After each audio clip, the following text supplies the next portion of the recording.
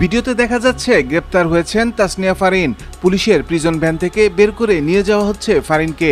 তাকে দেখলেই বোঝা যায় তার চোখে মুখে ভয়ের ছাপ। বেশ আতঙ্কে আছেন তিনি।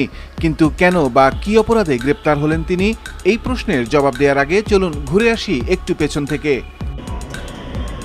সামনে দিয়ে সরেন ভাই, আপনি সরেন না, সামনে সারা দেশে চলছে জরুরি অবস্থা। সেনাবাহিনী ও পুলিশ দেশ রক্ষায় নিরলস কাজ করে যাচ্ছে।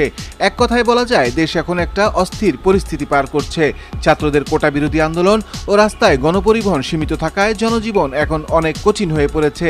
এ সময় সামাজিক যোগাযোগ মাধ্যম যেমন ফেসবুক, ইউটিউব সহ নানান মাধ্যমে বিভিন্ন ধরনের সংবাদ, ভিডিও খুব সহজেই চলে আসে।